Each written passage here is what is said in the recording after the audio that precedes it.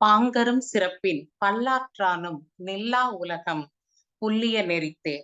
அனைவருக்கும் வணக்கம். தொடர்ந்து சில பகுதிகளாக நாம் பார்த்து வந்து கொண்டிருப்பது மதுரை காஞ்சி. 10 பாட்டு நூல்களுள் 782 அடிகளுடன் நீளமான ஒன்றாக அமைந்துள்ளது இந்த மதுரை காஞ்சி. பாண்டிய மன்னன் தலையாலங்கானத்து செருவென்ற நெடுஞ்செழியன் போரின் மீது அதீத நாட்டமுடையவனாக இருக்கிற காரணத்தாலே அவனுடைய மனப்போக்கை மாற்றி வாழ்வின் நில்லாமை தத்துவத்தை அவனுக்கு உணர்த்தும் விதமாக புலவர் மாங்குடி மருதனார் இயற்றிய நூல் இந்த மதுரை காஞ்சி. மதுரை காஞ்சியிலே நாம் இதுவரை 653 அடிகள் வரை பார்த்திருக்கின்ற பொழுது இன்று நாம் 654 714 அடிகள் வரை பார்க்க இருக்கின்றோம். கடந்த பகுதியிலே 3 சாம நிகழ்வுகளை பார்த்தோம். இன்று அதன் தொடர்ச்சியாக மதுரையின் விடியற்காலை பொழுது எப்படி இருக்கிறது என்பதைத்தான் நாம் இப்பொழுது பார்க்க இருக்கிறோம். எனக்கு இந்த இடத்திலே ஒரு திரைப்பட பாடல் வரிதான் நினைவிற்கு வந்தது. வைகரையில் வைகை கரையில் என்கிற வரிதான் எனக்கு நினைவிற்கு வருகிறது. விடியல் காலை பொழுது விடுகிறது, போது பிணி விட்ட கமழ் நரும் பொய்கை தாதுண் தும்பி போன்று முரன்றாங்கு ஓதல் அந்தனர் வேதம் பாட சீர் இனிது கொண்டு நரம்பு இனிது இயக்கி யாழோர் மருதம் பண்ண காழோர் கடுங்களிறு கவளம் கைப்ப நெடுந்தேர் பனைநிலை புரவி புல்லுணாது விட்ட. அதாவது குளத்து பூவிலே தேன் உண்ணுகின்ற தும்பிகள் பாடினால் எப்படி இருக்குமோ அப்படி அந்தணர்களுடைய வேதம் பாடுகின்ற ஒலியானது இருக்கிறதாம். மூக்கொலியில் பாடுகிறார்கள் என்று குறிப்பிட்டிருக்கிறார்கள். இது தவிர மருதப்பண் ஊடலோடு தொடர்புடையது. அதை யாழோர் மீட்டி இசைத்து வருகின்றனர். நரம்பின் இனிமையை சீராக்கி கொண்டு மருதப்பண் இசைக்கிறார்கள். பண்யம் விற்போரெல்லாம் கடையை மெழுகுகிறார்கள். கல்லை விலை கூறி விற்கக்கூடியவர்கள் விலை கூற ஆரம்பிக்கிறார்கள்.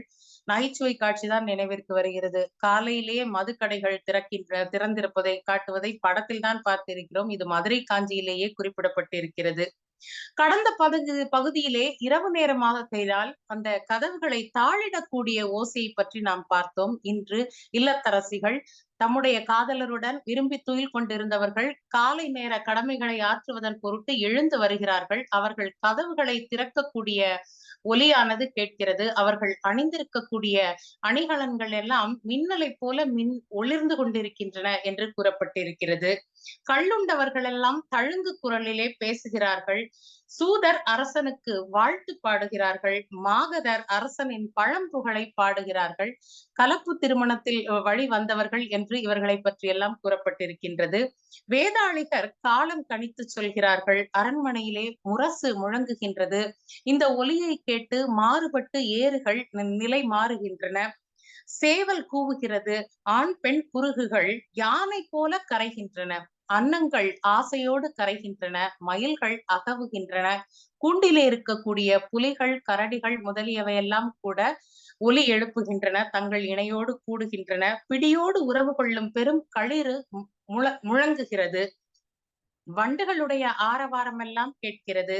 முற்றத்திலே பழைய பூவினை களைந்து புது பூ வைக்கிறார்கள் வந்தவர்களை வரவேற்பதன் பொருட்டாக. விடியற்காலையிலே வருகின்ற தலைவனிடத்திலே தலைவியர் ஊடல் கொள்கிறார்கள். அவர்கள் நரவு அருந்தி மகிழ்ந்திருக்கிறார்கள் என்று கூறப்பட்டிருக்கிறது. வாசல் பெருக்குகிற பொழுது என்றும் எடுத்துக்கொள்ளலாம், அல்லது அந்த கூடல் நேரத்திலும் என்று எடுத்துக்கொள்ளலாம். அவர்களுடைய அணிகலன்களில் இருந்து அந்த அணிமணிகள் எல்லாம் உதிர்ந்து கிடக்கின்றன. முற்றத்திலே மணல் பரப்பப்பட்ட முற்றத்தில் உதிர்ந்து கிடக்கின்றன என்று காட்டப்பட்டிருக்கின்றது. இவ்வாறு ஏம வைகரை என்கிற அந்த பொழுதானது மதுரையிலே விடிவதாக காட்டப்படுகிறது. தொடர்வது மதுரையின் சிறப்பு.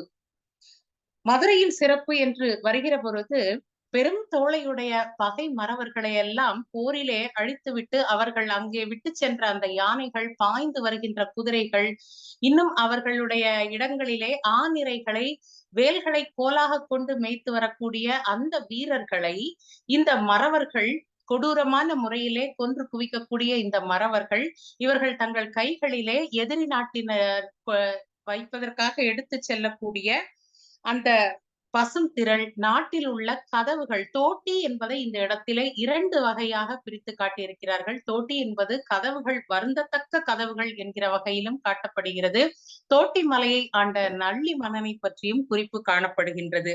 இந்த கதவுகள் இது தவிர நாள்தோறும் தமக்கு செல்வம் மிகும்படி கையால் தொழுதும் வாழ்த்தியும் வந்து சேர்கின்ற அந்த திரைப்பொருட்கள் எல்லாம் மதுரையிலே விண்ணவர்கள் கண் பார்க்கும்படியாக வந்து சேர்கின்றன. எப்படி என்றால் கங்கை ஆறானது எப்படி கடலிலே சென்று கலக்குமோ அந்த வகையிலே செல்வங்கள் மிகுதியாக வந்து கிடக்கின்றன என்று மதுரையின் சிறப்பானது காட்டப்படுகிறது.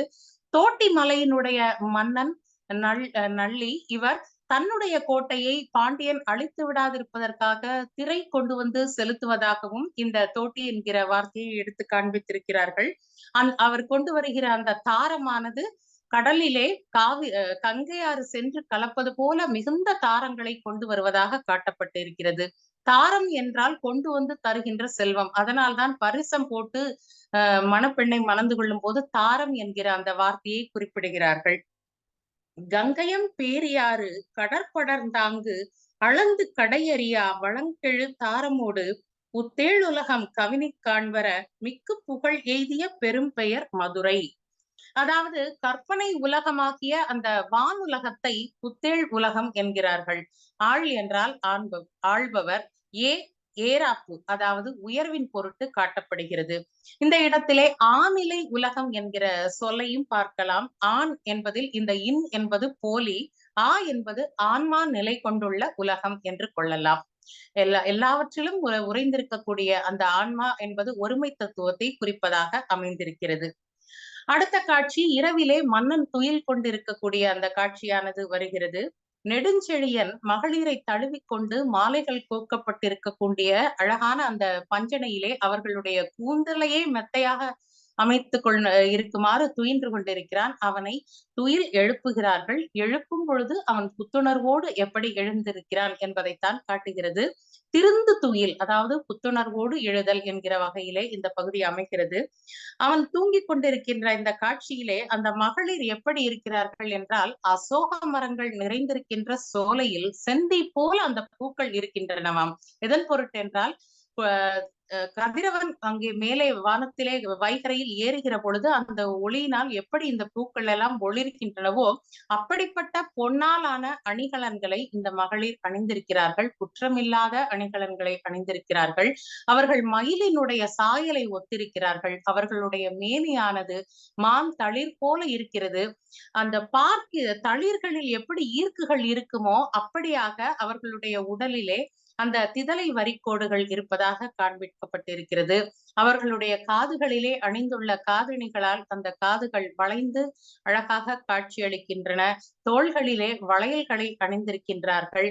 அவர்களுடைய பற்கள் எல்லாம் ஒளிரும்படியாக கூர்மையாக இருக்கின்றன. அவர்களுடைய முகமானது பொற்றாமரை குளத்திலே இருக்கின்ற தாமரை ஒத்ததாக அமைந்திருக்கிறது. இப்படிப்பட்ட மகளிரை அணைத்துக் கொண்டு அந்த மன்னன் தூங்கிக் கொண்டிருக்கிறான். அவனை துயில் எழுப்பும் பொழுது திருந்து துயில் அவன் எழுவதாக இந்த காட்சியானது அமைந்திருக்கிறது. இத்துடன் 714 அடிகள் நிறைவுறுகின்றன. அடுத்த பகுதியுடன் மற்றொரு தோழி வருகிறார். அதுவரையில் நன்றி. வாழ்க வளமுடன்.